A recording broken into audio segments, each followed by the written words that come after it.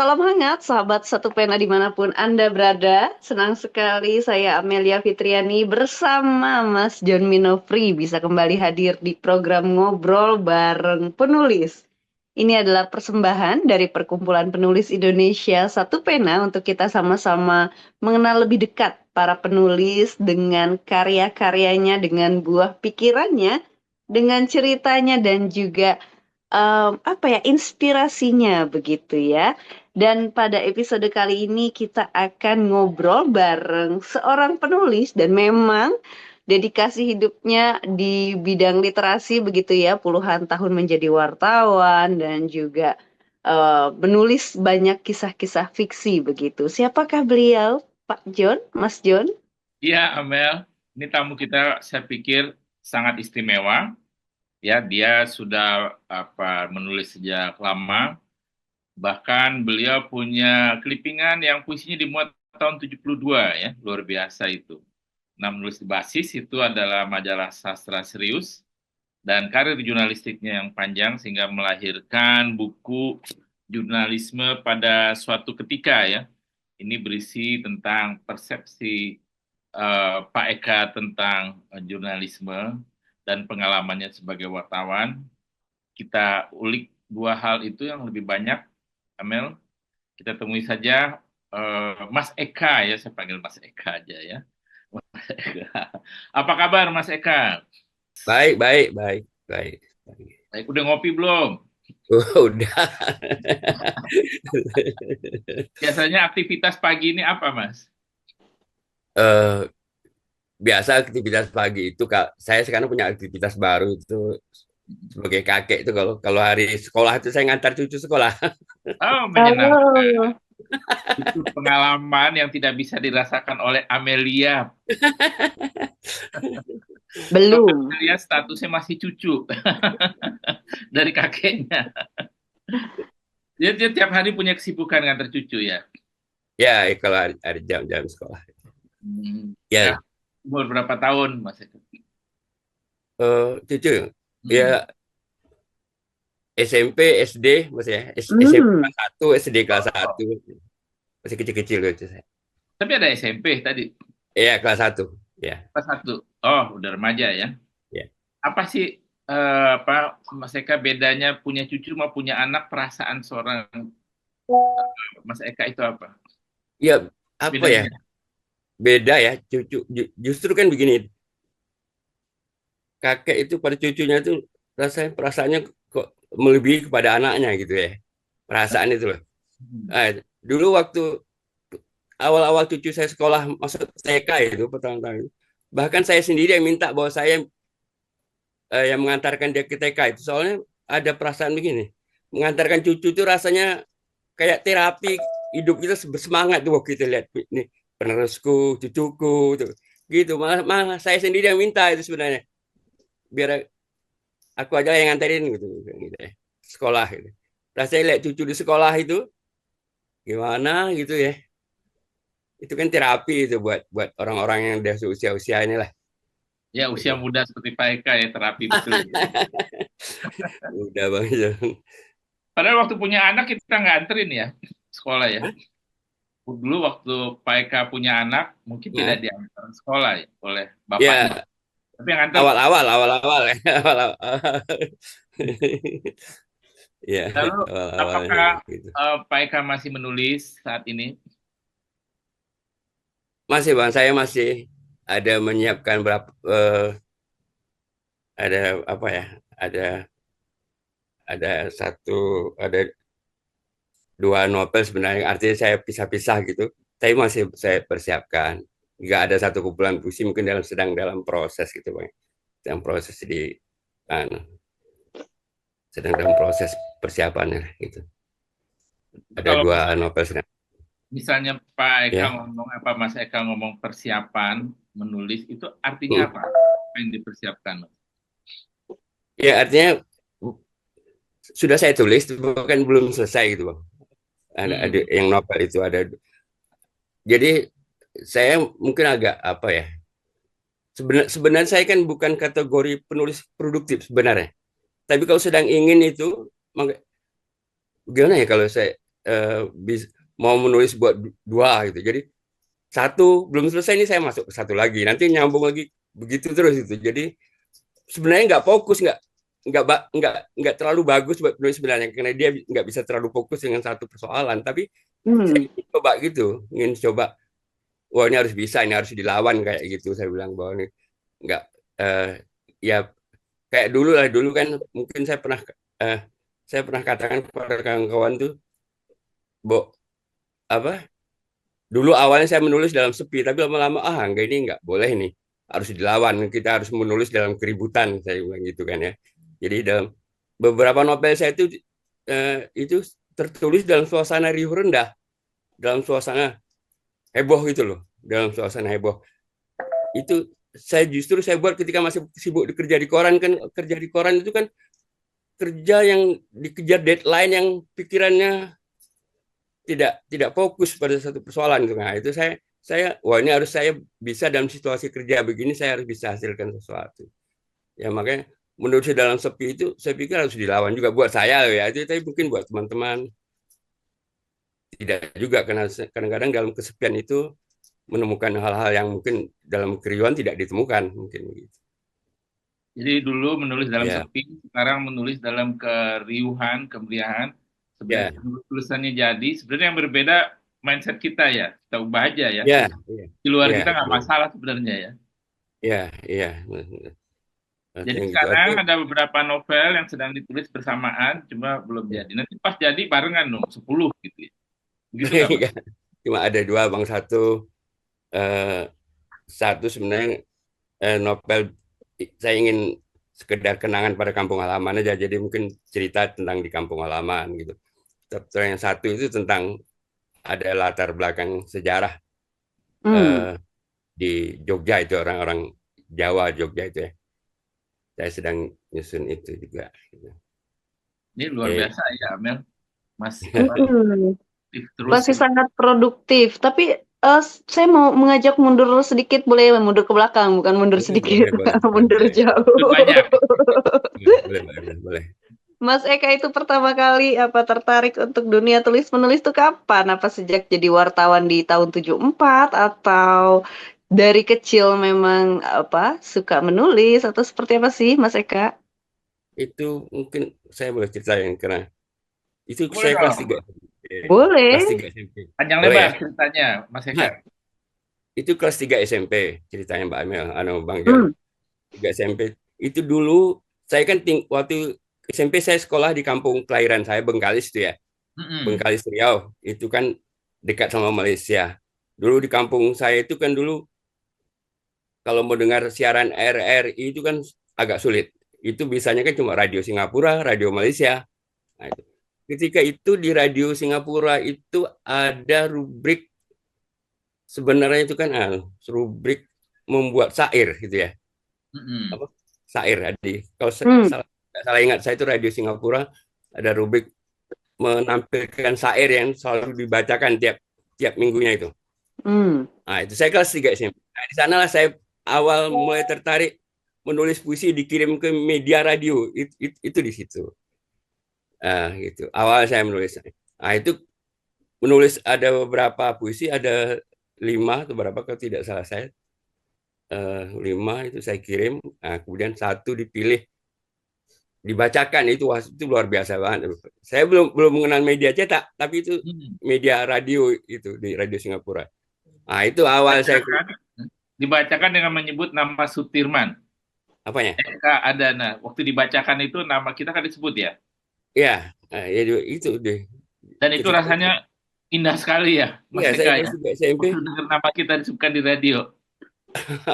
itu radio Singapura. Ya, itu. Terus saya kan terus dikirim apa itu Bang? Dapat apa lah saya lupa ya, kayak eh Honor, honornya lah itu ya. Tapi kan Hmm. dolar dolar dolar Singapura. dolar Singapura. Pada waktu itu kan di Bengkalis itu untuk nukar uang dolar Singapura ketika zaman itu saya simpan itu sebagai kenang-kenangan, nggak saya uangkan uang itu, tapi nggak terus hilang, nggak tahu kemana itu. Nah, sebagai kenang zaman itu saya simpan. Dapat honor dolar Singapura, saya lupa berapa nominalnya, Wah. tapi luar biasa itu. Honor Nah, itu pertamanya awal dolar itulah saya Singapura. ya, ya, dolar dolar Singapura. Nah, itulah eh, itu awalnya saya kelas 3 Hmm. SMP. Itu tahun Hmm. berapa itu? Jadi Mas Eka Eh, menulis bukan didorong oleh lingkungan, ada lingkungan yang hobi menulis, misalnya nggak ada, keluarga, nggak teman, ada, Bang. Bab, tapi radio ya. nggak ada, nggak.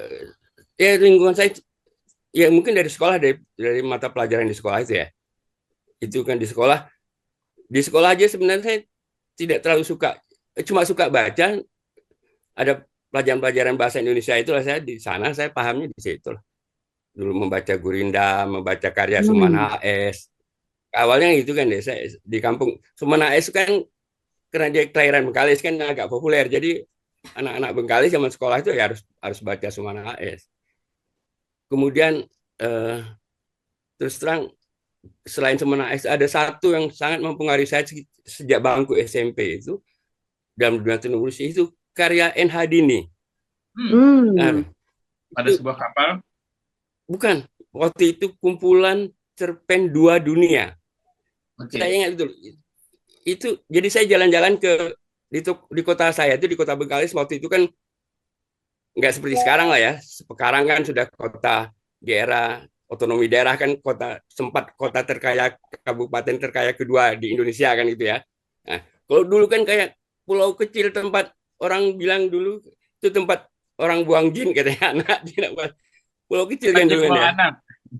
Jin buang anak itu itu hanya ada satu toko buku kecil toko bukunya itu biasanya cuma buku-buku pelajaran sekolah tapi ketika saya datang ke sana itu kok saya temukan itu ada novel ada eh, itu tadi saya temukan pertama saya tertemukan buku karya N. Hadini itu Dua Dunia kumpulan yang diterbitkan oleh apa Bukit Tinggi dari Bukit Tinggi Bu ya, saya lupa penerbit tapi itu Bukit Tinggi tahun 1960-an Pak. Tapi kan dulu di Bukit Tinggi itu ada penerbit buku-buku sastra hebat kan itu ya. Nah itu karena mungkin karena dari Bukit Tinggi maka masuk juga lah ke Bengkalis gitu ya. Nah, itulah saya beli beli dengan itu saya tertarik Dua Dunia itu awal yang menggoda saya untuk mulai menulis itu ya. Belajar menulis Hmm. lah sebelum itu. Tapi bukankah orang-orang Bengkalis, Riau, Melayu pada umumnya udah punya genetik menulis, Mas Eka? Apakah Mas Eka setuju nggak begitu? Di dalam dirinya itu ada mengalir bakat menulis. Berbeda Ya, misalnya ada orang lain yang bakat menulisnya sedikit, dari ya, Riau itu ya, banyak. ya kecenderungan begitu kan. Arah yang mungkin anu ya. Ya artinya dari Bengkalis itu mungkin karena ada sosok tokoh ketika itu zaman itu kan cuma HS itu yang menonjol ya tapi kan kemampuan orang-orang di dunia Melayu itu kan eh, kemampuan menulis juga sudah ada kan ada orang menulis apa artinya katakanlah dari pantun aja sebenarnya kan sudah orang berkomunikasi lewat pantun itu aja kan tanpa disadari orang di kampung-kampung itu dia nggak belajar mau membuat puisi kan yang tanpa disadari dia sudah secara belajar dengan alamnya sudah muncul di kemampuan dia tiba-tiba mengarang spontan membuat pantun itu kan luar biasa artinya kadang-kadang mereka kan nggak perlu berpikir lagi apa nggak perlu berpikir berapa detik itu untuk menyusun kata-kata dengan tiba-tiba aja kata-kata itu kan sudah bisa dia ucapkan gitu itu kan orang-orang kecenderungan kelebihan orang-orang yang suka berpantun itu kan seperti itu ya artinya spontanitasnya dalam berpuisi itu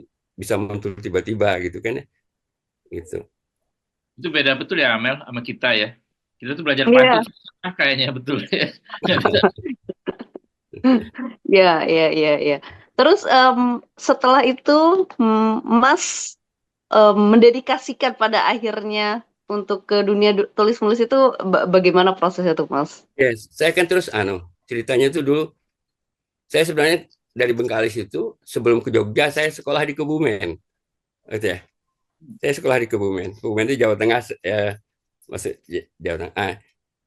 Di sana mulai kalau di Bengkalis saya baru bisa nulis nulis tadi lah ya syair apalah atau puisi atau apa namanya di era itu. Di tahun kedua saya di Kebumen itu sekolah, saya kan meninggalkan Bengkalis itu tamat SMP. Jadi saya SMP sudah pergi dari kampung, tapi saya di Kebumen, tidak di Jogja, sekolahnya di Kebumen. Itu tahun pertama saya masih masih masih belum apa-apa. Tahun kedua itu baru saya ini punya kemampuan menulis sebenarnya. Kenapa nggak saya itu muncul ya, Pak? Percaya diri bahwa Bapak punya kemampuan, Mas punya kemampuan menulis itu. Ya, saya merasa itu, tapi kenapa nggak saya apa gitu. Nah, itu saya punya pengalaman gini. Ceritanya ini boleh cerita agak ketika itu sekolah ada lomba mengarang tingkat SMTA sekabupaten. Lomba mengarang SMTA sekabupaten. Ketika itu sekolah saya mengirimkan utusannya sendiri. Pada ketika lomba itu saya bukan utusan sekolah, datang mau nonton lomba. Ternyata utusan dari sekolah saya itu tidak datang. Terus saya ketemu guru saya lah yang ikut ngurus itu. Kamu, Mbok, ini temanmu nggak datang ini. Mbok, kamu gantikan gitu. Padahal kan saya nggak punya persiapan itu. Kamu gantikan sebagai wakil sekolah. Langsunglah saya masuk aja ke dalam, saya dipinjami pulpen. Padahal kan saya nggak siap bawa pulpen. Siap pulpen Pak Guru itu disiapin gitu. Masuklah saya ke lomba itu. Bingung saya kayak mau cerita apa nih di lomba, kan lomba mengarang itu. Lomba mengarang. Saya baru ingat itu ingat kalau malamnya saya baru ngobrol, baru cerita sama bapak kos saya, karena saya kan kos sama bapak kos saya itu tentang sejarah muncul Kebumen itu, lahirnya Kebumen itu ya, ada tokohnya siapa itu baru cerita. Saya ingat, ini cerita tadi malam aja nih saya tulislah itu cerita tentang riwayat Arum Joko Sangkrip, nama itu, katanya itu tokoh yang mengawali munculnya Kebumen, itu kota Kebumen. Ternyata saya menang di tingkat kabupaten itu kan. Besoknya pengumuman, loh kok saya menang gitu kan. Kan itu kan sesuatu malah yang bingung menang ya. Hah? Bukannya senang malah bingung ya, kok menang gitu. Artinya sesuatu kan, artinya saya tidak terduga kan masuk ke situ, enggak, tidak. Karena kalau saya tidak datang kan tidak. Kalau tidak diminta Pak Guru ya saya nggak masuk gitu ya. Masuk kok malah menang saya malah. Terus saya ya dikirim ke tingkat Jawa Tengah, ada itulah. Saya mewakili kamu. Itu terus sejak di tingkat Jawa Tengah itu kan banyak pesaingnya lah itu ya. Saya nggak sukses, nggak menang lah, tapi cuma dapat piagam penghargaan. Mulai saya itu, ini saya sebenarnya punya kemampuan menulis ini. Itulah saya sudah mulai lagi. Tapi saya awali lagi dengan menulis puisi. Saya lupa puisi pertama itu dimuat di koran apa nih, Mingguan Bandung kalau nggak salah saya, tapi saya lupa namanya. Nah, di sanalah saya mulai menulis. Kemudian ke Jogja, setelah tamat di Kebumen saya ke Jogja. Nah, di Jogja atmosfer Jogja itu kan membantu saya kan ya, mendukung suasana ketika itu di tahun 70-an itu, suasana Jogja itu karena di sana ada Umbulan Duparangi itu kan ya. Ada Persada Study Club itu ada medianya kan, koran pelopor Jogja. Saya seperti menemukan ada satu ruang buat saya membangun diri, ya disitulah saya bergaul sama kawan-kawan di Persada Study Club dengan Umbulan Duparangi itu, disitulah. Nah, disitulah awalnya. Saya mundur saya mundur sedikit ya. Ya boleh. Dari Bengkalis, Mas Eka ke Kebumen ya? Kebumen, ya. Nah, biasanya orang kan kalau dari Bengkalis ke Jakarta dulu ya, nggak ke Kebumen. Oh iya. Itu apa yang terjadi tuh? Dan mengapa pindah? Begini, leluhur saya, kakek saya itu itu kan orang Jawa dari Kebumen itu, leluhur saya. Dari bapak. Makanya namanya Sudirman ya, Sudirman ya, luar dari bapak, leluhur saya, kakek gitu ya, itu asal dari sana gitu kan. Kata bapak saya, udahlah, kamu sebelum Tadinya maunya ke Jogja. Tapi tamat SMP itu pergi sendiri saya, naik kapal itu kan. Eh, Naik kapal laut bang, bukan naik dari dulu. Saya dari Bengkalis naik kapal laut turun di Pasar Ikan. Bayangkan anak tamat SMP apa? Tamat SMP dari Inilah kampung. April Kalau ya. tamat dari, dari kota aja udah cerdas itu kan ya. Tamat SMP dari kampung itu loh. Hmm. Naik kapal laut turun di Pasar Ikan. Pasar Ikan apa? Sekarang apa di Jakarta itu? Bukan di Pasar Tanjung Ikan Priok, Jakarta turunnya di Pasar Ikan. di Sunda Kelapa. Dari Pasar Ikan itu, itulah sampailah saya kemudian ke Bumen itu. Di Bumen itu kata bapak saya, kamu itu tanah kampung leluhurmu ya, cobalah di sana menikmati bagaimana suasana alamnya gitu ya. Saya di situlah sebelum ke Jogja. Nah, dari sana Pertanyaannya baru saya kenapa ke Bapak Jogja. diusir? Kenapa Mas Eka diusir oleh orang tua ke Kebumen sama orang tua di Bengkalis? Nggak tahu. Ya, Disuruh Apakah merantau barangkali ya. ya, tapi mungkin ya barangkali itu ya. Tapi barangkali mungkin kalau saya tetap bertahan di Bengkalis dulu ya, saya nggak mengenal dunia yang kemudian saya geluti di dunia jurnalistik. Karena ketika itu kan komunikasinya di Bengkalis itu ya koran baru datang terbit seminggu sekali, ada koran baru mungkin gitu ya. Komunikasi yang seperti itu, transportasi yang di zaman-zaman itu seperti itu. Bisa kiriman itu berbulan-bulan baru sampai misal kayak gitu kan ya. Jadi mungkin itulah gitu loh bang, saya nggak tahu, mungkin bapak saya juga merasa udahlah ke sana aja lah gitu kan ya, sana leluhur itu nggak ada gitu. apa sosial apa nama shock dari Bengkalis ke Kebumen, kan Ya, budayanya beda banget tuh.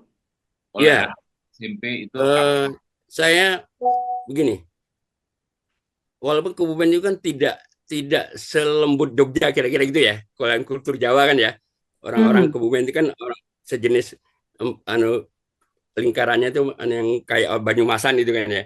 Jadi artinya orang agak lebih terbuka, agak lebih tidak kayak kultur Jogja lah. Nah, kalau kultur Jogja kan orang Jogja itu kan marah pun dia bisa dengan senyum gitu ya. Itu kan tipe kultur Jogja, kultur yang sesungguhnya loh ya. Kultur Jawa, Jogja, Solo yang sesungguhnya itu kan marah bisa dengan senyum. Tidak mau juga bisa dengan senyum mengatakannya gitu.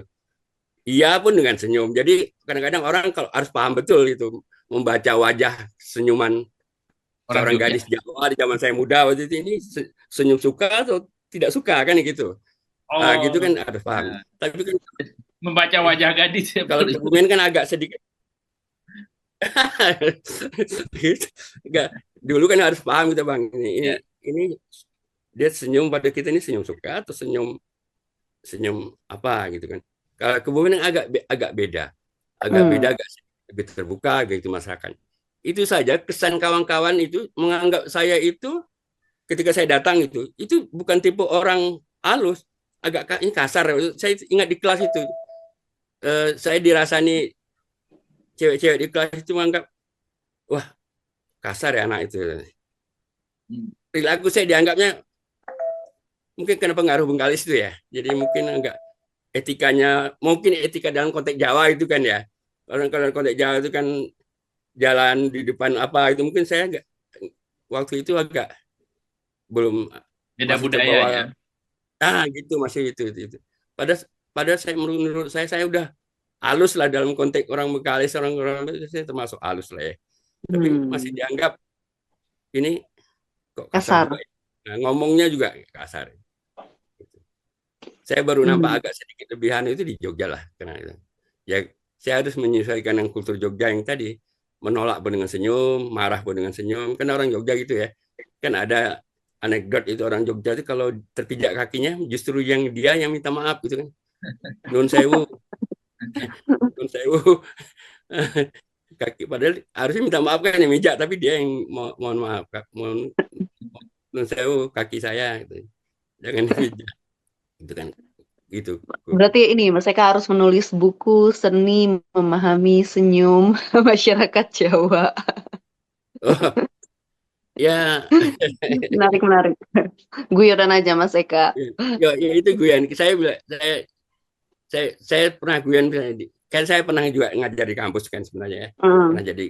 Pernah jadi kampus. Saya sering bilang ke mahasiswa baru itu yang dari luar Jogja itu, terutama ke yang laki-laki itu, saya bilang kamu jangan begini. Kalau kamu datang ke rumah seorang cewek, kemudian ketika kamu pulang, ibunya bilang, eh, datang-datang datang-datang lagi ya nak ya, jangan sungkan-sungkan, sering-sering datang gitu. Jangan terlalu percaya dengan kata-kata itu. Bisa jadi sebenarnya dalam hatinya dia dongkol bahwa kamu anak ini lagi datang, anak ini lagi datang. Karena dia nggak pernah menunjukkan wajah marah. Kalau kamu datang pasti dia akan senyum terus. Gitu. Hmm. Harus dicermati itu kata-kata itu. Saya selalu bilang gitu ke anak-anak dulu. Ya seninya berbeda begitu ya, seni memahami senyuman dan Ya, kata-katanya. itu. Terus Mas Baik. Eka akhirnya di Jogja Ya, fokus menulis begitu ya, ya. menemukan wadahnya. Ya, saya terus Jogja lah itu menulis itu ya. Ya, terus terang saya mengawali dari menulis puisi dulu lah ketika di Jogja itu, Hmm. walaupun saya kemudian sudah mulai belajar mengarang gitu ya, tapi di Jogja Hmm. mulai puisi. Tahun Nah, berapa itu, Mas? terus berkembang. Saya masuk Jogja itu Desember 71 ya, saya ingat saya dari Kebumen itu. Jadi 72 lah, pokoknya saya mengalir 72. Oh, kita Nah, lihat dulu. Ada clippingannya nih ya. ya itu 72. Jadi itu Ya, Bayu tolong yang itu, Bayu clippingan. ya itu. Ya. Ya, makasih Bayu.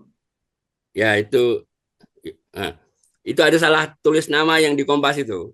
Dulu tahun-tahun itu, Bang, kalau mungkin Bang John harus buka-buka clipping-clipping lama arsip lama. Itu di Kompas itu puisi itu dimuat hari Rabu di halaman depan, nggak di halaman dalam, di halaman satu. Kompas tahun-tahun itu di halaman satu, itu di halaman satu pojok kiri, pojok kiri bawah, halaman satu itu, pojok kiri bawah.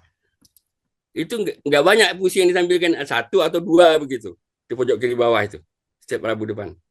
Itu termasuklah salah satu punya saya dulu itu, tapi itu salah tulis juga namanya. Jadi Sukirma di sana. Oh, typo, salah ketik dia. Nah, nah, nah, itu. Itu pertama kali dimasuk di Kompas, dapat di Ya, koran pasar. pertama kali di Kompas itu memang. Nah, Kok bisa, Mas? saya nggak tahu juga lah, Bang. Saya pokoknya saya kirim aja kan, waktu itu sedang semangatnya kan ya di Jogja itu, tahun-tahun itu sedang semangat, awal-awal tahun itu tahun 72. Jadi tahun 72 itu saya masuk Jogja, kemudian atmosfer Jogja itu mendukung saya gitu kan, saya bisa di Kebumen. Saya kan mencari media itu kan terbatas, Bang ya. Dulu saya baca-baca basis misalnya itu kan dibawakan kawan, itu ada kawan saya dari Jogja datang tuh ngirim Yang ketika tertarik, itu. lalu Mas Eka kirim, puisi pertama yang Mas Eka kirim langsung dimuat. Ya, itu saya pertama dan terakhir. Setelah itu saya nggak pernah lagi kirim Kompas. Ini sungguh Bang, betul. Saya boleh ditanya ke redaktur Kompas berikutnya lah, ada pernah nerima nggak tahu itu. Saya modelnya angin-anginan gitu ketika itu. Tiba-tiba mau dibuat, ya sudah, saya selesai di situ. Dimuat ya sudah, saya nggak pernah lagi saya kirim itu. Saya nggak tahu. Padahal itu kan nggak bagus buat sebenarnya, buat produktivitas saya kan ya. Bagaimana orang mau mengenal saya. Itu ketika, tapi kan ketika itu ya saya begitu ya, perilakunya seperti itu, artinya saya seperti mungkin bercerita soal arsip itu kan Bang, saya kan dulu agak abai kayak gitu kan, arsip aja saya abai. Itu kalau nggak kawan yang kirim, saya malah nggak dapat itu, saya nggak tahu itu. Tapi ketika itu dimuat, Mas Eka itu Hah? merasa bangga kan ya, senang Bangga gitu. Bang, iya. Dan itu Luar tidak biasa. mendorong membuat puisi lagi dan mengirim lagi ke Kompas. Enggak, betul sungguh. Kenapa saya nggak tahu persis itu dulu kenapa. Tapi ke media lain mengirim. Ya, media lain saya kirim. Ke media lain saya Nah, itu kirim. aneh ya. Nggak tahu juga saya Bang. Padahal kan, ya ini bicara honor, honor ini kan bagus nanti di zaman itu kan dibanding yang lain kan itu. Bagus. Ya itu saya selalu abai dalam konteks-konteks seperti itu Bang. Itu Jadi, Mas Eka nggak bisa menjelaskan kenapa nggak ngirim lagi padahal sudah dimuat dengan mudah yang pertama. Padahal Oh ya, puisinya Taufik Ismail katanya yang ke 1000 baru dimuat di media massa. Masa kakaknya lebih mudah nih menembus media massa. saya nggak tahu persis. Saya nggak tahu persis kenapa Bang. Tapi nampaknya saya begitu dibuat aja saya sudah euforianya luar biasa. Dan saya udah merasa, oh mungkin target saya harus tembus Kompas. Tapi eh, ketika gini Bang, demi Tuhan nih, saya belum pernah ngirim ke Horizon Bang. Belum pernah. Apa? Hmm. Betul. Itu mungkin apa ya? Saya ketika itu nggak pede aja gitu Bang. Saya tuh khawatir kalau ditolak tuh saya terus jadi patah semangat. Padahal saya sering menasihati kawan-kawan jangan patah semangat. Tapi saya sebenarnya eh, Beda saya di tuh hati, udah, beda di mulut. iya, saya selalu bilang kawan jangan patah semangat misalnya gitu kan ya. Tapi saya sendiri kalau seperti itu bisa down. Maka saya nggak ketika kawan-kawan waktu itu menjadikan Horizon sebagai barometernya, saya nggak punya keberanian. Terus terang tuh bang, nggak percaya diri juga. Jadi saya belum pernah merasakan bagaimana euforia kalau dimuat di Horizon zaman itu, di zaman itu loh bang. Hmm. Nah, di zaman itu euforia itu kan kawan-kawan terasa itu.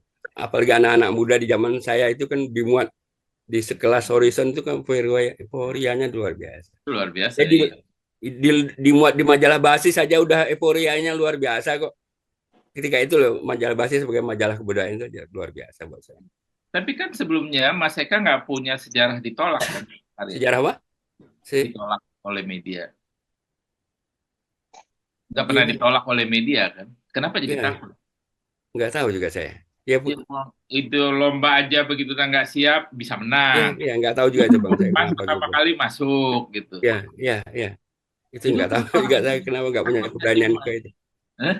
Eh, itu saya nggak percaya diri juga ketika di situlah saya nggak percaya diri.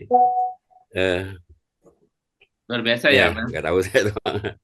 Tapi mulus banget Ya kayaknya enggak. kalau dengar ceritanya mulus ya perjalanannya Pak Eka ya menjadi penulis. Ya, Lancar eh, aja begitu. Terus ya, ya. itu gimana Mas Eka? Eh, Akhirnya jadi jurnalis itu gimana ceritanya? ya, ketika itu ya saya sedang asik-asiknya berkumpul sama kawan-kawan di Persada Study Club itu lah ya, yang di Jogja itu sama Mm-mm. rombongannya yang unggulan di Paranggi. Tiba-tiba itu ada harian berita nasional itu Bernas ya. eh, Bernas ya, zaman itu masih edisi zaman itulah itu Bu ada iklan, ada semacam pengumuman di sana itu mencari redaktur pengasuh rubrik remaja. Mereka punya nama Hmm. remaja nasional gitu. Hmm. Ada rubrik remaja nasional itu ruang itu juga ruang aktivitas anak remaja-remaja dalam menulis itu.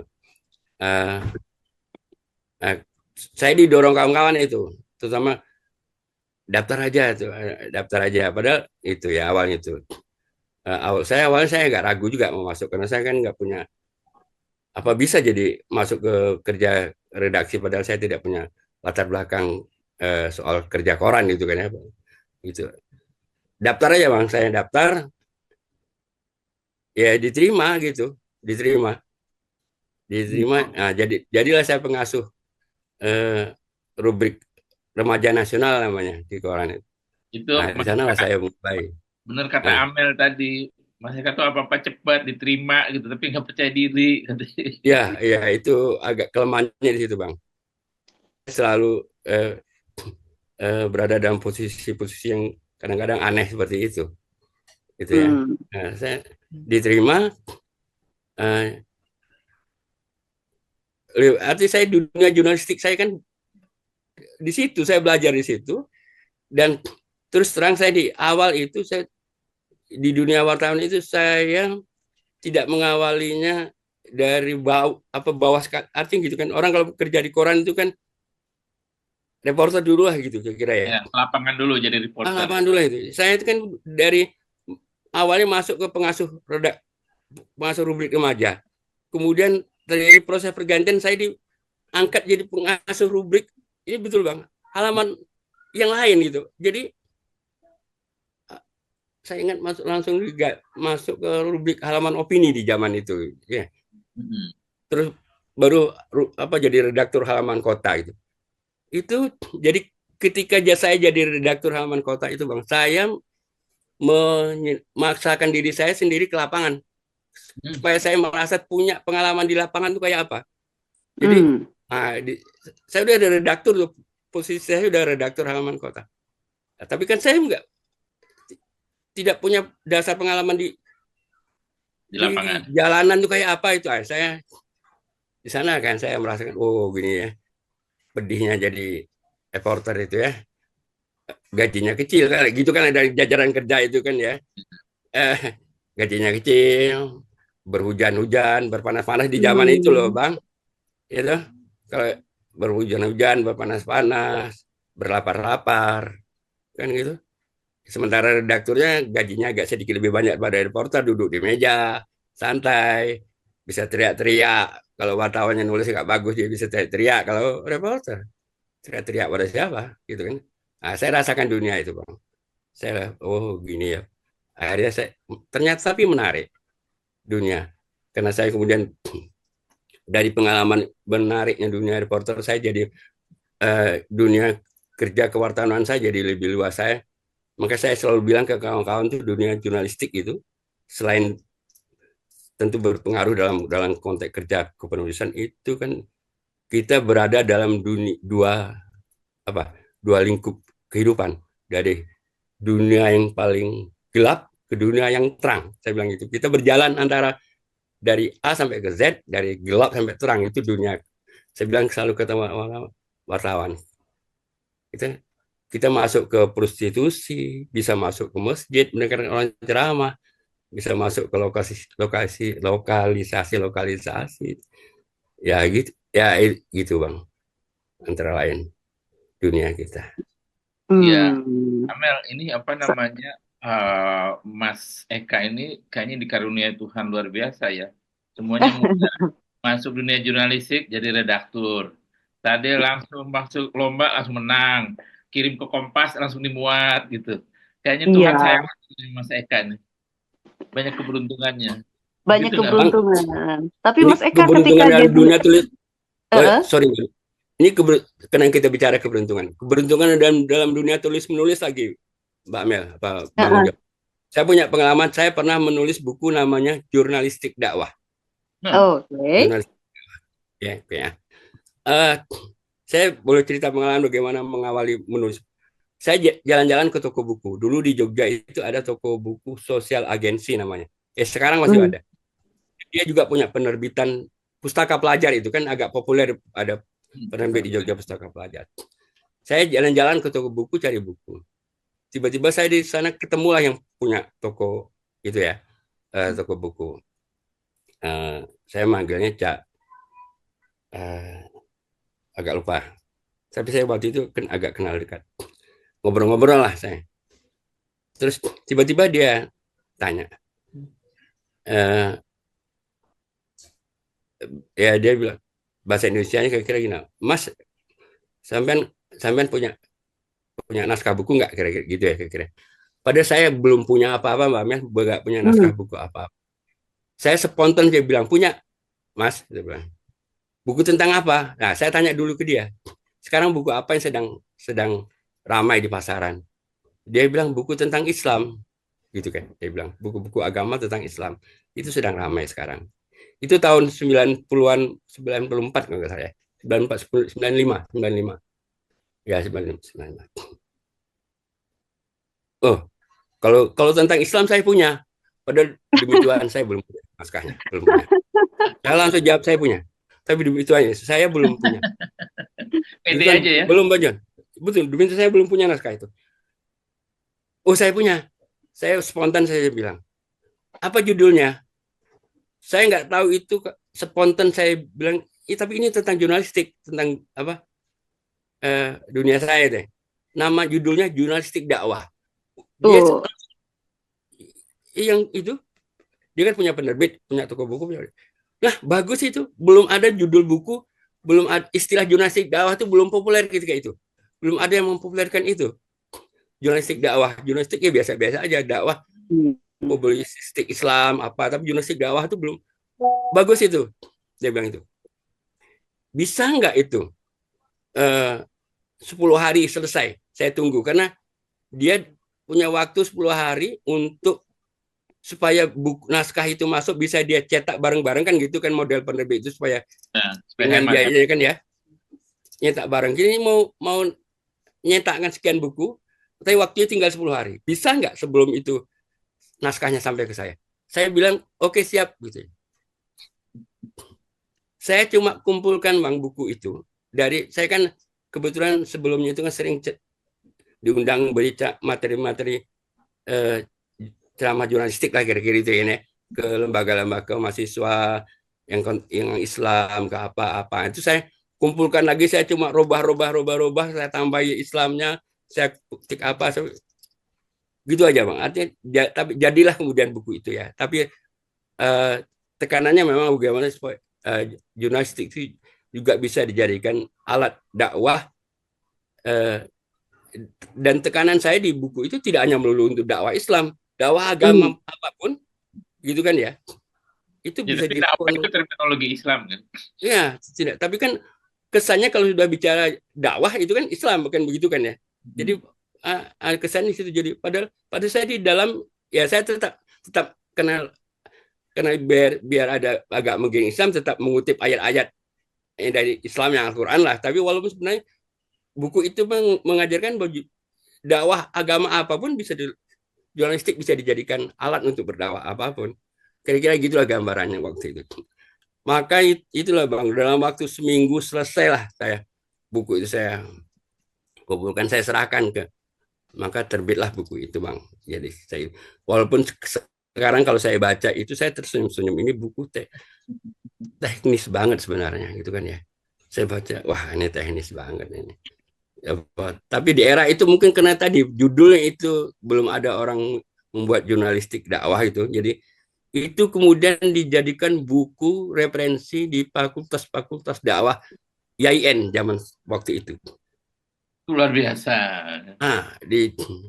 Saya itu ketika itu kan waktu itu saya sekitar tahun berapa lah, 97 apa 96, saya ke Pekanbaru kan ya, pulang kan orang tua saya di Pekanbaru waktu itu.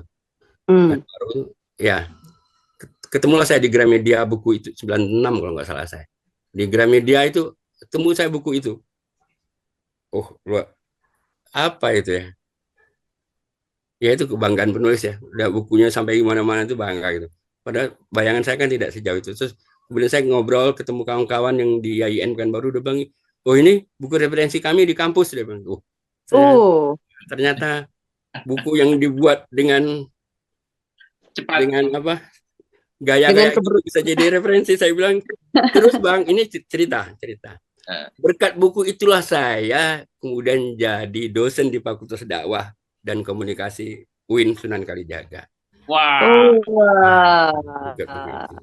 Berkat buku itu. Prosesnya tampak sederhana, tapi efeknya besar sekali ya. Iya, 17 tahun saya jadi dosen di sana. Gara-gara itu, kemudian saya dapat surat dari ketua prodinya, dari dekan dan ketua prodi, mau nggak menjadi membantu kami mengajar di fakultas. Ya, buat saya itu kan sesuatu yang luar biasa, sesuatu yang tidak pernah jadi di angan-angan saya kan itu. Tiba-tiba, oh ya, oke, ya saya selalu siap. Ya udah saya masuk lah itu. Dan itu 17 tahun lamanya saya kayak jadi dosen tetap aja di sana. Dan kemudian anehnya kan kemudian mata kuliah yang ini terus mata kuliah saya ampuh itu bermacam-macam, jadi kayak dosen tetap aja di sana. Bahasa Indonesia pernah. Terus Bang, ini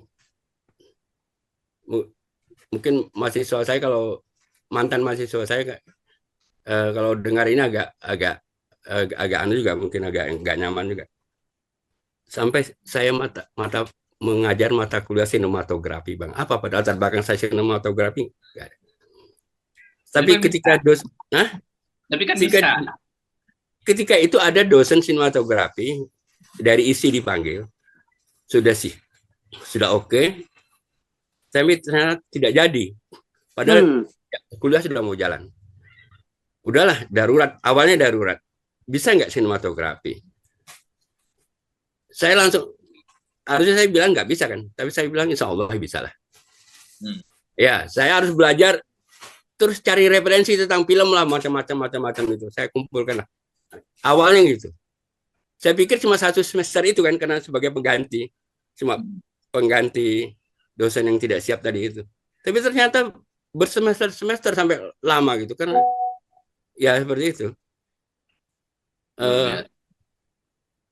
Dunia sinematografi.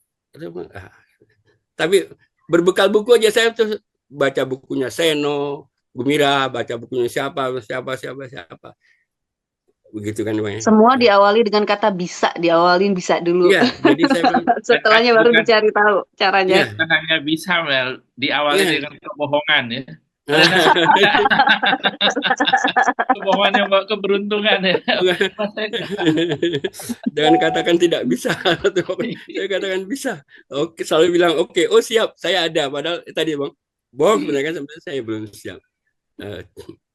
Itu menarik ceritanya. Oke. Ya. Berarti ketika Mas Eka menjadi wartawan, pada waktu yang bersamaan masih aktif menulis buku dan juga menjadi dosen begitu?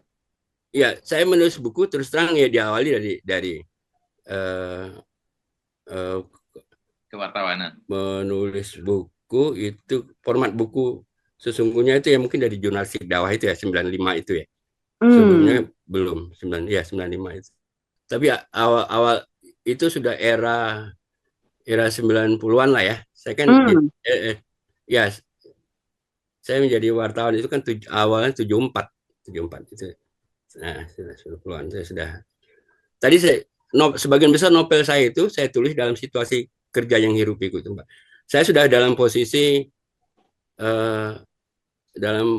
dah, artinya kalau dalam segi dunia kewartawan itu kan dari bawah ke puncak. Saya udah di sisi puncaknya lah kira-kira gitu ya. Udah jadi waktu itu kan istilahnya saya sebenarnya pemimpin dalam tulisan di blog redaksi itu saya wakil pemimpin redaksi. Tapi sesungguhnya saya kan pemimpin redaksi karena di zaman itu kan pemimpin redaksi nggak bisa diganti-ganti seenaknya kan itu kan ya. Itu jabatan politis dulu ya, harus disetujui oleh di zaman itu. Terus saya wakilnya itu. Tapi sebenarnya saya kan melakukan kerja pemimpin redaksi itu cuma namanya aja terpasang di sana. Nah itu saya lakukan kerja dalam situasi itu, situasi tadi hiruk pikuk lah ya kan. Kalau kerja koran hiruk pikuk itu udah, saya pernah dalam masa itu Mbak menggarap koran dalam sehari itu 2 koran pagi sama koran sore. Oh ya, saya pemimpin redaksinya semua dalam koran. Koran sore itu Jogja Post, koran pagi itu koran pagi itu karena euforia informasi ya, orang mendapatkan siup begitu mudah gitu kan ya. Nah itu terus pemilik perusahaan ini, pemilik apa itu buat siup baru yang itu tanpa berunding dengan saya, pemimpin umum itu tanpa berunding dengan saya, tiba-tiba dia tulis saja nama saya, dia ajukannya ke Departemen Penerangan masih zaman Pak Yosa, siapa itu pengganti tentara itu ya, agak lupa. Nah itu Yosua apa gitu ya, tanpa bilang ke saya langsung tulis nama saya, kirim Jakarta. Begitu surat pemberitahuan datang, saya baru ditahu pagi itu mau berangkat ke Jakarta, mau ngambil siupnya. Ya. Udah pesan pesawat, tiket bos itu apa pemimpin umum itu baru bilang saya kita berangkat nanti jam sekian ke Jakarta. Mau ngapain? Ambil siup. Kau kan kebetulan kan pemimpin umum itu berdarah Lampung, jadi dia berkau-kau aja ke saya kan. Kau kan pemimpin redaksinya loh. Kapan majunya? Loh, udah tinggal ambil kok kita kan gitu. Peta komplit. Loh saya kan ya udahlah saya. Oke. Itu koran. Kita kan dulu Jogja Post itu koran sore, Bang. Di era reformasi itu berita pagi, di awal-awal reformasi itu sore orang udah hangat. Itu kan melejitnya koran sore di era reformasi. gitu kan. Nah, koran pagi. Berangkatlah. Terus sepanjang perjalanan pulang, ketika pulang hari itu juga kan pulang pesawat itu di sepanjang perjalanan di kereta tuh saya tanya, loh ini nanti korannya mau diisi apa? Suka-suka kau lah kata dia. Mau kau isi. Loh ini kita kapan terbit gitu kan? Dia pokoknya nggak tahu dia tanggalnya. Kita mau, saya agak lupa boleh, tapi saya ingat tanggalnya. Kita terbit tanggal 17. 17 malam kita syukuran ada tumpengan kayak apa kecil. 17 itu terbit. Padahal itu waktunya nggak ada 2 minggu dari waktu mengambil itu. Saya bilang, loh ini mau buat koran apa dalam waktu seperti ini? Koran seperti apa? Di bayangan saya kan orang buat koran itu kan berbulan-bulan menyusun konsep berunding. Ini waktu, saya bilang, waktunya nggak ada 2 minggu, nggak tahu lah. Pokoknya tanggal 17 ini koran terbit. Apa? Dia bilang gitu. Saya pusing kepala, itu urusan kau sebagai pemimpin redaksi ya, gitu kan. Terus saya bilang, ketemu saya kawan, terus saya ajak, begitu sampai Jogja saya langsung ajak kawan-kawan muda saya yang di Jogja Pos itu, nggak banyak bang, kalau banyak cuma saya ajak 2 orang bertemu saya, kita ngobrol. Nggak semuanya, nggak berunding semuanya. Kalau berunding semuanya nanti nggak selesai kita ngobrol. Berunding 2. Ini saya punya tugas ini. Menurut kalian apa ini kita isi apa koran? Maka kami buatlah, kata kawan saya itu, kawan saya itu anak buah itu, kita buat koran kriminal ada unsur seksnya sedikit, bang. Kriminal ada unsur seksnya itu bumbu yang bagus sih. Saya bilang, oh iya juga ya kan, karena dalam dunia jurnalistik itu ada 5 hal yang disukai publik gitu kan, pembaca ya bang. Kriminal, love, skandal, law, satu lagi apa ya? Seks ya, gitu kan. Ya sudah.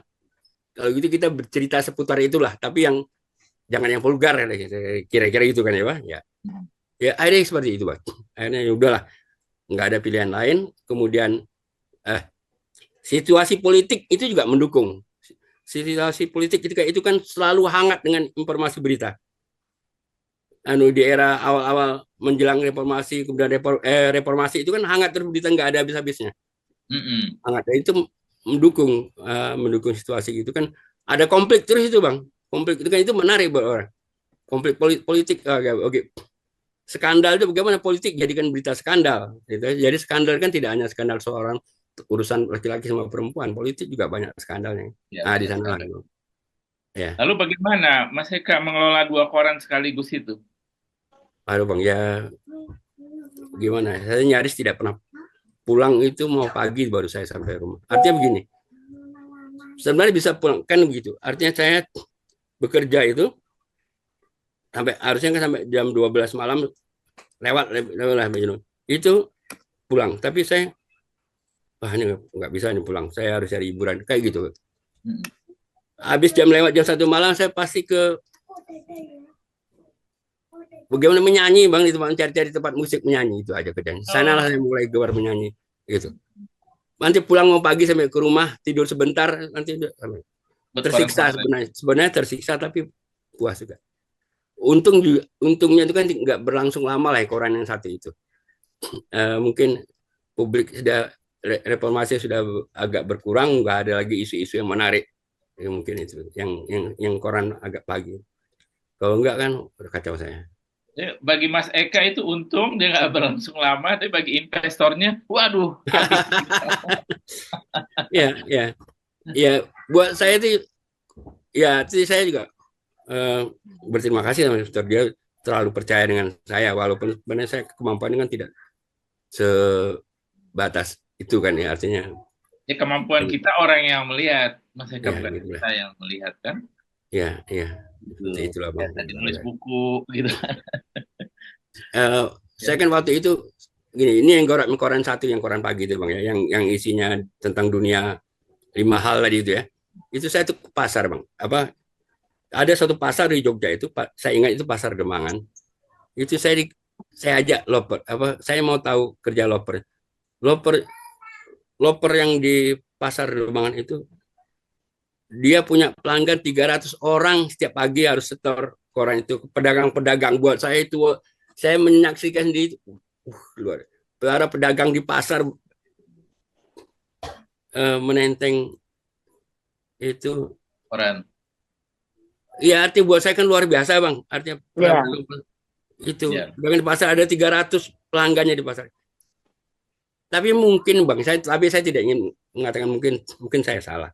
Apa barangkali itu yang kemudian menginspirasi sejumlah media yang lain, kemudian kan setelah kita punya itu tenggelam, yang lain yang muncul ke media apa di sekitar Jawa lah ya, dari Semarang, di Solo, apa mana muncullah media-media yang garapannya serupa lah, kira-kira seperti itu. Karena menginspirasi. Tapi buat saya bilang dari segi bisnis tidak terlalu menarik. Karena uang masuknya pasti tidak terlalu besar. Pasarnya mungkin bagus. Tapi pemasang iklan, nah itu yang repotnya. Pemasang iklan kan menganggap koran seperti itu kan koran apa gitu Pak ya? Apa? Bukan koran kuning kan? Bukan.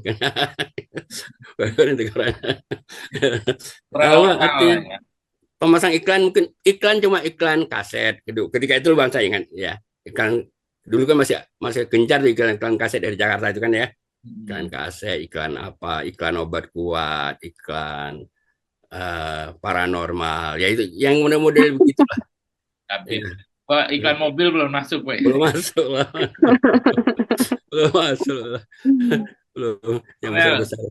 Itu Mas Eka yang sebagai jurnalis. Saya penasaran Mas Eka sebagai penyair sebetulnya, Mas John. Ya, kita putar dulu kali videonya. Boleh. Ini kan penulisan novel dan syair kali ya.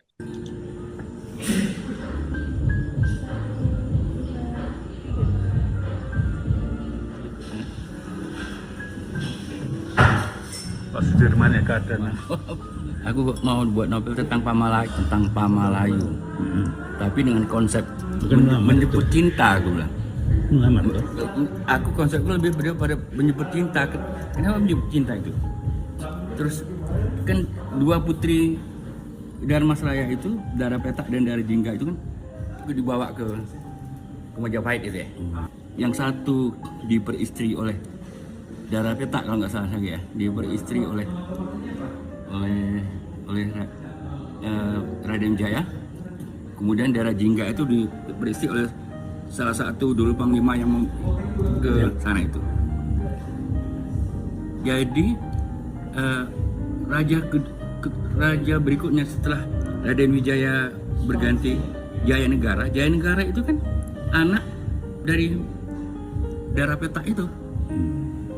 Jadi kan berarti dinasti Majapahit itu sebenarnya dinasti darahnya darah campuran Jawa dan Melayu, karena ibunya Melayu gitu kan ya. Terus yang Dara Jingga itulah yang melahirkan Aditya Warman itu. Wah, itu boleh diceritakan tuh soal videonya sedikit tuh Mas. Iya, itu kawan saya itu kawan dulu satu kos ketika sekolah yang video saya ketemu saya itu. Yang diceritakan apa Mbak? Apa tentang prosesnya atau Pamalayunya gitu? Apa ya? Boleh dengan prosesnya. Ya itu kan itu ya. Terus terang Mbak, itu novel udah lama di angan-angan saya, tapi selalu berhenti di persimpangan kalau kita orang berjalan lah gitu. Saya kadang-kadang mencari lanjutannya, itu udah lama saya siapkan, tapi nggak kunjung selesai. Tapi itu angan-angan saya lah, suatu ketika itu selesai. Jadi orang selama ini kan menganggap bahwa Pemelayu itu ekspedisi lah gitu ya. Saya lebih cenderung mengatakan itu ekspedisi budaya, ekspedisi cinta lah gitu. Karena ekspedisi itulah kemudian nggak banyak orang paham, nggak banyak orang sadar bahwa di dinasti Majapahit itu awalnya adalah bahwa perpaduan antara Jawa dan Melayu itu. Ya, Jawa dan Melayu. dan eh, artinya karena Jaya Negara, pengganti Raden Wijaya itu kan anak dari yang diambil itu justru dari istri yang darah peta itu ya, dari darah peta itu, bukan dari permaisurinya yang diambil anak, dan karena anak laki-laki yang ada dari darah peta itu, maka penggantinya diambil dari darah peta. Itulah Jaya Negara. Nah itu kan, ya berarti kan darah di zaman itu sudah ada asimilasi kayak seperti itulah ya. Ada darah Jawa dan Melayu jadi sebenarnya. Walaupun Jaya Negara itu tidak bertahan lama, saya tidak terlalu persis, tapi pernah membaca katanya memang kemudian intrik-intrik juga tetap bermunculan di kerajaan itu. Kenapa harus Jaya Negara? Kenapa yang nggak lain? Nggak lain kan seperti itulah. Intrik-intrik kekuasaan itu kan memang sudah dari dulu sampai hari inilah gitu ya. Seperti itu. Kemudian akhirnya Jaya Negara tergantikan oleh Gayatri kalau tidak salah saya perempuan kan, akhirnya tetap perempuan lah yang ditampilkan karena nggak ada laki-laki lain itu kan. Sebelah ini kan menarik orang, jadi perpaduan antara Jawa Melayu itu sebenarnya sudah terjadi dari dulu, apalagi dengan kalau kita bicara yang Minangkabau. Kemudian saya pernah membaca di suatu ketika bahwa Dara Jingga itu ibu yang kemudian melahirkan Aditya Warman itu, kemudian Aditya Warman itu yang mendirikan kerajaan Pagaruyung, dia kan diangkat menjadi wakil Majapahit di Dharmasraya, tapi dia memilih kemudian tidak, enggak, masa aku jadi sekedar wakil, dia ingin membangun kerajaan besar, maka katanya gitu ya, saya dari membaca, saya juga karena tidak pernah meneliti itu, dari membaca yang pernah saya baca itu, kemudian mendirikan kerajaan Pagaruyung. Ada kemudian darah Jingga itulah yang kemudian juga dikenal menurut persepsi saya dan juga menurut beberapa yang saya dalam, itulah yang disebut Bundo Kanduang itu. Saya kalau salah saya mohon maaf. Abang John itu yang orang Padang yang lebih paham. Bang John, tapi saya pernah gitu Bang. Itu jadi Bundo Kandung itu ya berawal dari darah Jingga itu, begitu ya. Tapi belum pernah jadi tulisan tuh, Mas Eka. Saya khawatir salah karena saya bukan peneliti sejarah, nanti saya khawatir tapi dalam pemahaman saya pernah membaca sekilas itu. Saya pernah juga membaca sekilas itu bahwa darah Jingga itulah yang kemudian dikenal sebagai Bundo Kanduang itu karena anaknya Aditya Warman itu yang membangun Pagaruyung. Maka kemudian saya ini geguyon Pak ya, saya lalu kayak berguru sama kawan-kawan, ketemu saya waktu cerita-cerita juga sama kawan-kawan saya di Jogja itu. Ini saya bilang, ini kalian tahu nggak? Sorry ya Bang John, ini kenapa kalau dalam budaya Minangkabau itu alur keturunan itu harus dari ibu? Saya bilang begitu, gitu ya. Kenapa begitu? Kok tidak dari bapak? Gitu kan ya. Kawan-kawan macam-macam lah gitu. Tapi saya bilang kalau dari bapak nanti alur keturunannya disebut sebagai keturunan Jawa, dan itu orang Minang nggak mau. Saya bilang itu Bang John, sorry ya Bang John, sorry kan gitu ya. Ini cuma guyonan. Artinya omong guyonan itu, tapi kan penelitiannya seperti apa kan? Kalau dari bapak nanti orang Minang itu bangsawan Minang disebut keturunan Jawa. Nah itu orang Minang nggak mau kan. Dalam kultur pun tidak sekali ada buah tadilah makanya ada sebut Minangkabau itu kenapa istilah karena kerbau Majapahit kalah kan kira gitu dalam atau apalah gitu kan. Itu kan nampak sekali udah bahwa benturan budaya itu sudah ada sejak awal kan itu. Maka dibangunlah bahwa keturunan itu garis keturunan di Minangkabau itu, suku Minang itu harus dari ibu. Kalau dari ibu, ya memang di keturunan Minang, kira-kira gitu lah, kira-kira. Kalau salah saya mohon maaf, itu harus para peneliti sejarah lah yang paham, sejarawan saya.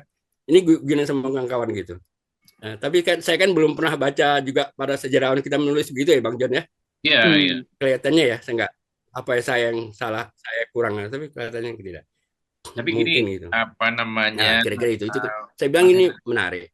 Artinya kita saya bilang buku Pamela ini menarik, mungkin bisa meluas kemana-mana. Ada kalau kita bicara konteks toleransi, kerukunan, Apa saya bilang ke kawan. Banyak hal yang juga saya belum tanyakan ini. Saya pegang buku. Oh, Ya, tapi saya mau mau merasakan ya. seorang Mas Eka itu sebagai penyair. Oh, Saya mau melihat Mas Eka membaca puisi, berkenankah? oke, saya cari.